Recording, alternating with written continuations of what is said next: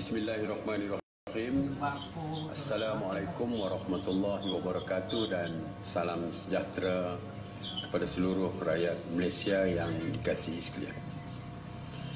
Hari ini merupakan hari ke-73 PKP dilaksanakan, iaitu hari ke-26 PKPB dilaksanakan.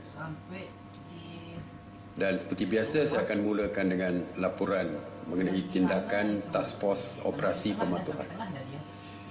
Semalam Task Force Operasi Pematuhan yang diketuai oleh PDRM telah membuat 72,366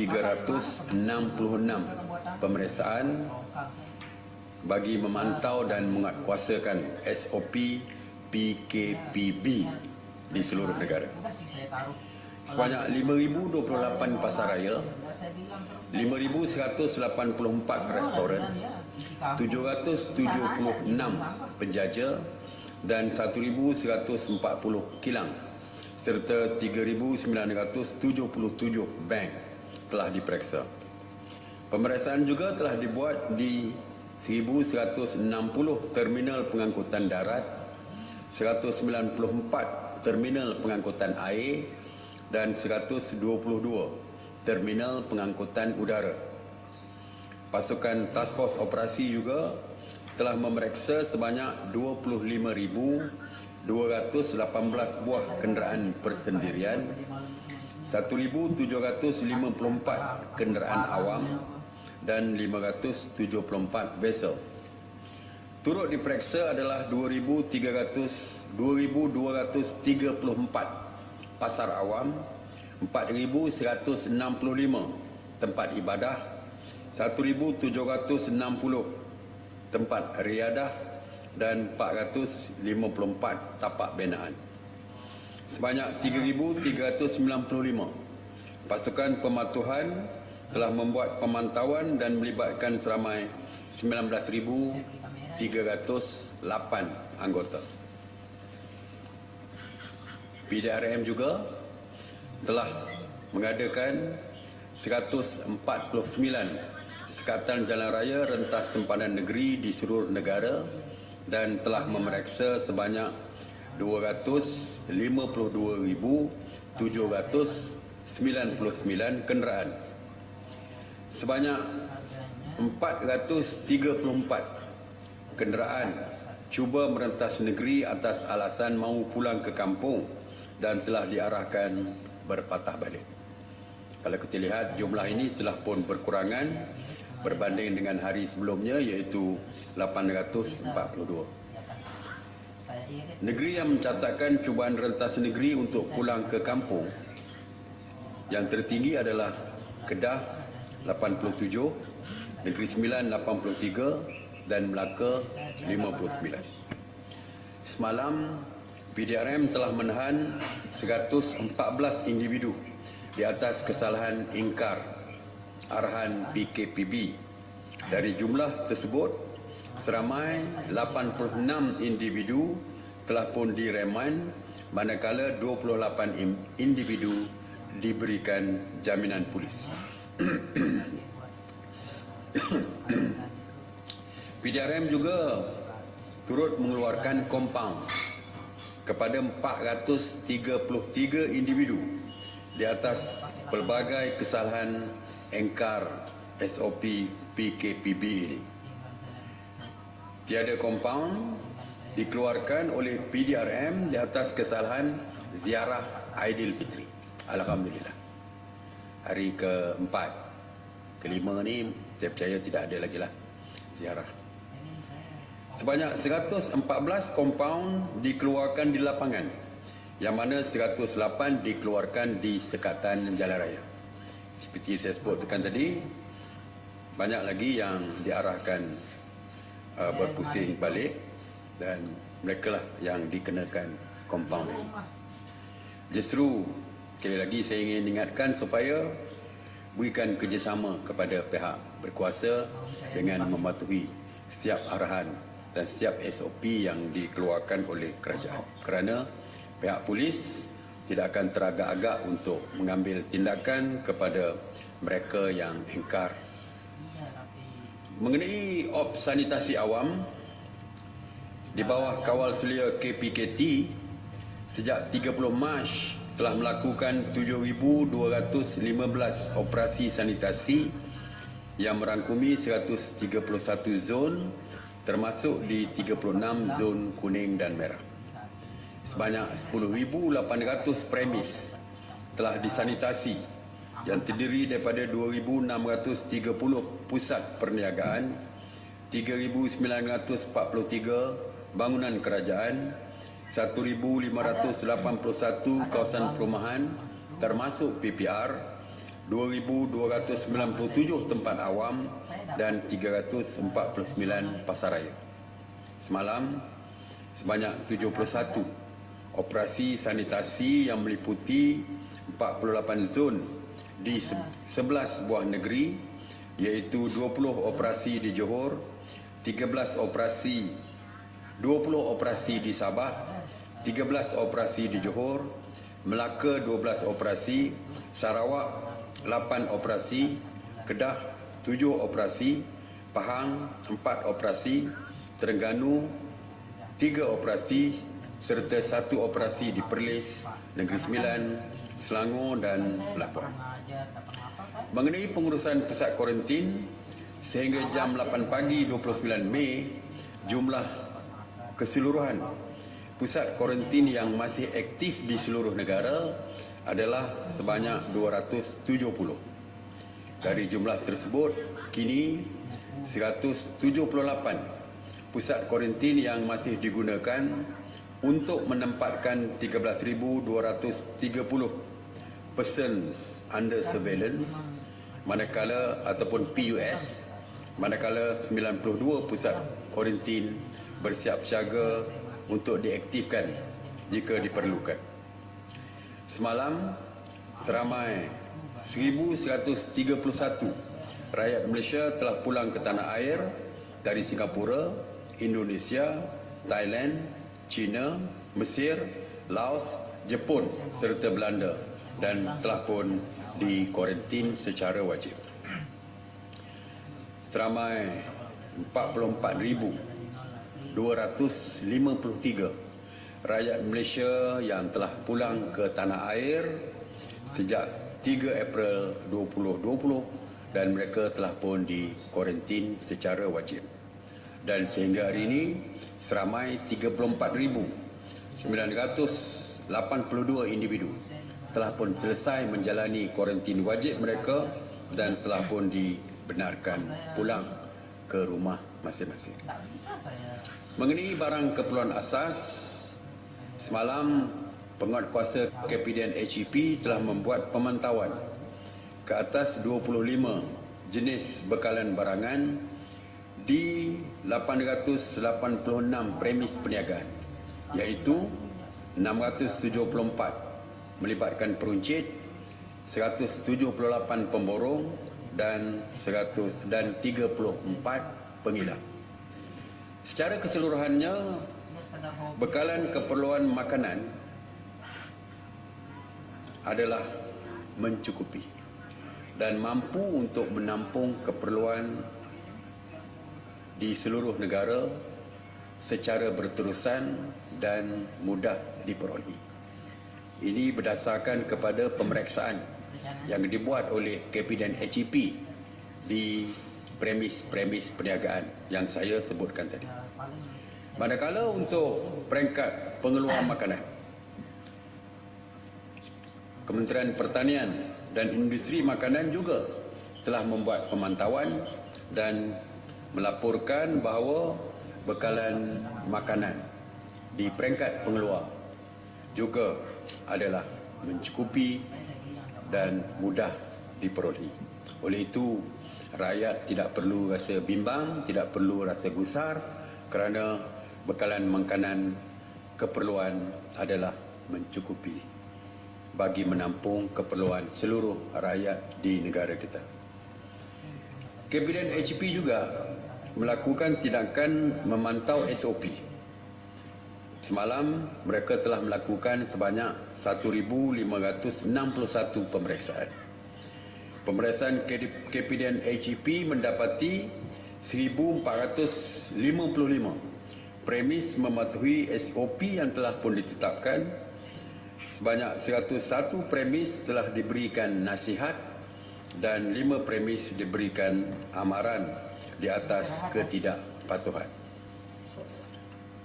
Dan kerajaan seperti biasa ingin menggesa supaya pengusaha-pengusaha premis perniagaan memastikan mereka mematuhi setiap SOP dan arahan yang dikeluarkan oleh kerajaan bagi menjamin keselamatan pelanggan-pelanggan mereka, seperti membuat pemeriksaan suhu sebelum masuk ke premis,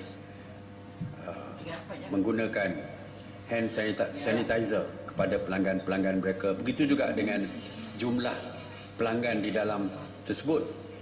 Tidak boleh bersesak dan mesti ada penjarakan sosial di dalam dan juga beratur sebelum mereka masuk ke premis perniagaan mereka.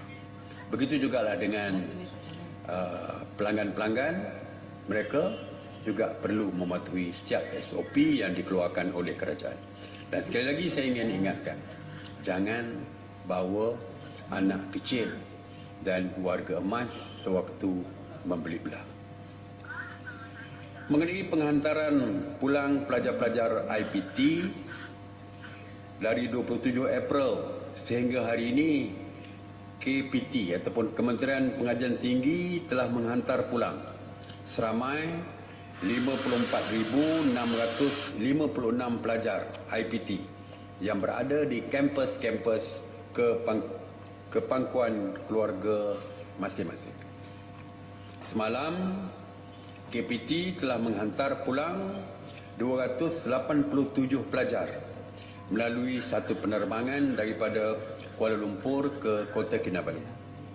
Hari ini pula, seramai 1,193 pelajar dijadualkan untuk dihantar pulang ke kampung halaman masing-masing, iaitu melalui 3 penerbangan dari Kuala Lumpur ke Kota Kinabalu yang dijadualkan untuk membawa pulang 287 pelajar.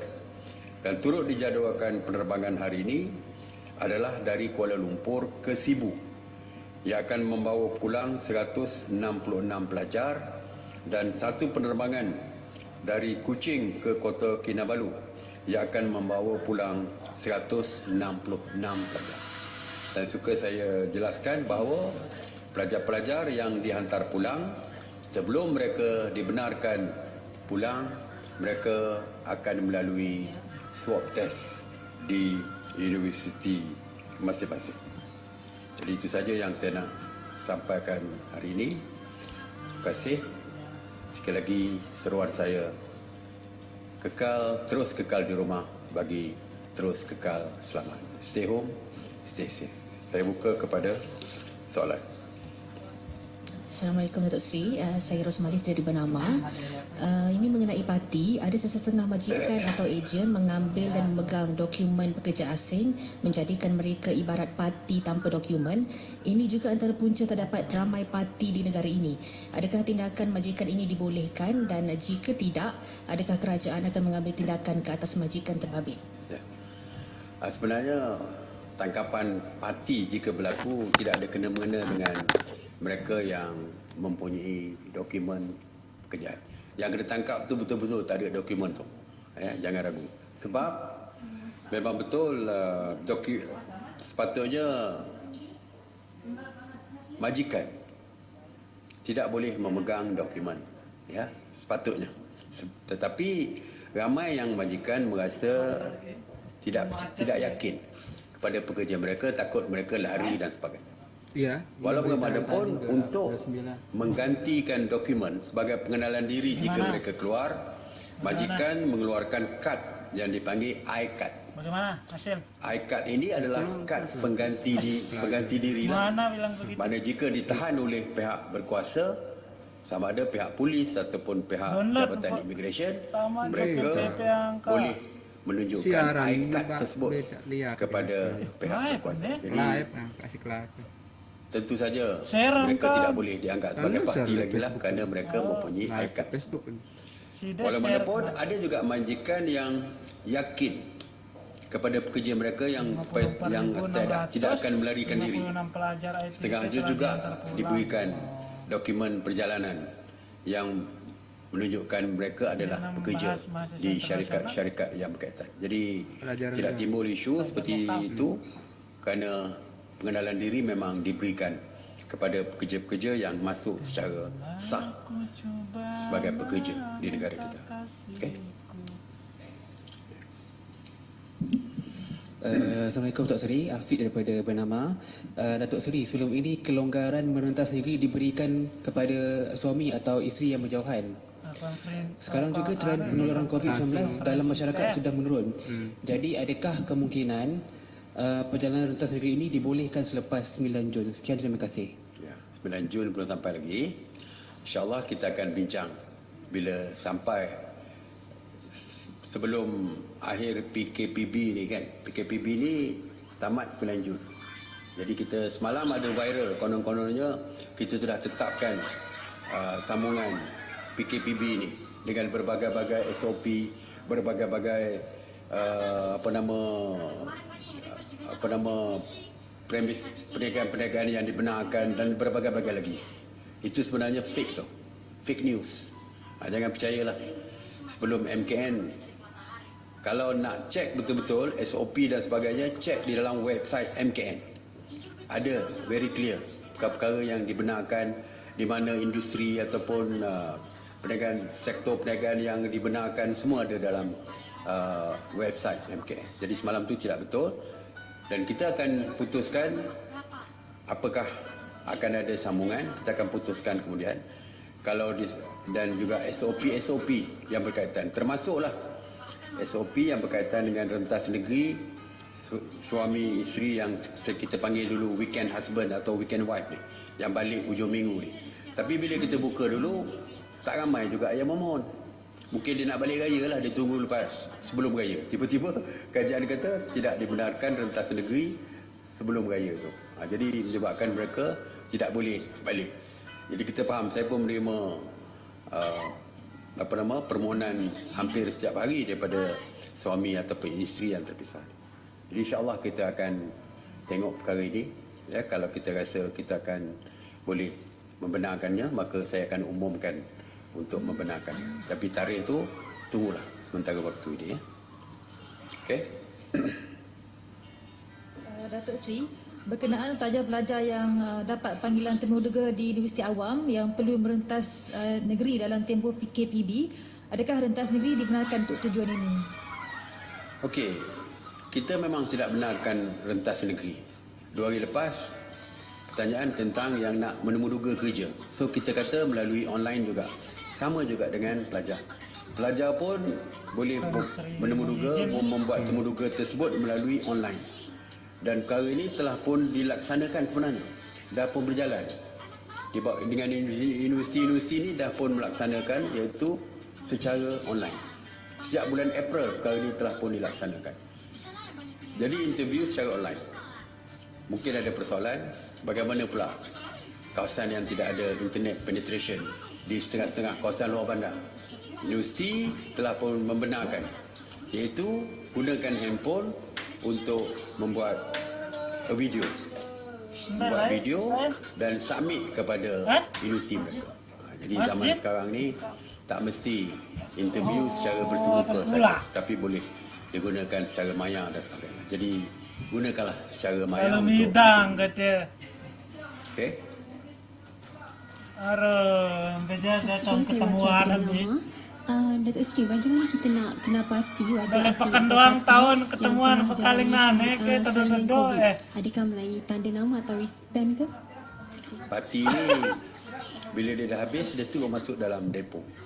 Jadi tak pakai apa-apa pun tak apa. No Tak pakai gelang ke, tak pakai Kenapa baru sida lain Kalau no? orang biasa, walaupun di Semenanjung kerja ni tidak mata ada set lah keluarkan kena wristband awalan, ataupun no. gelang ni.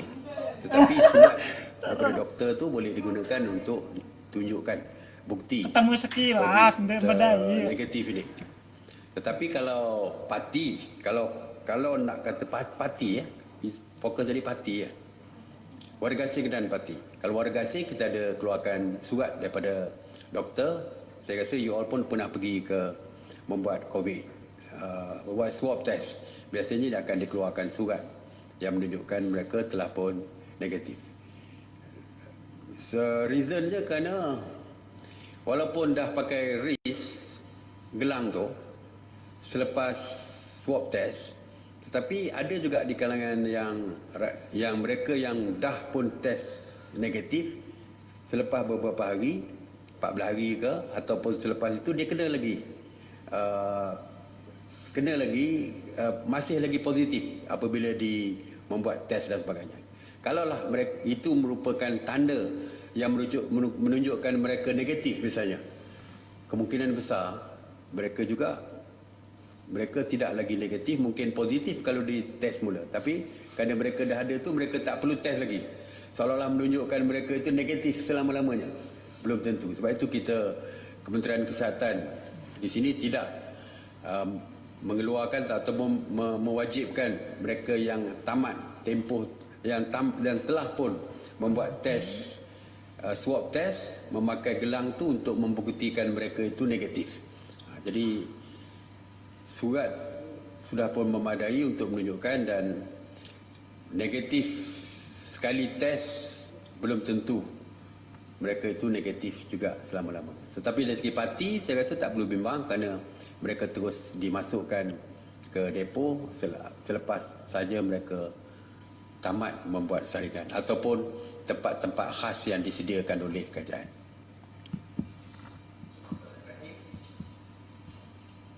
Okey, saya Liwi dan Bernama.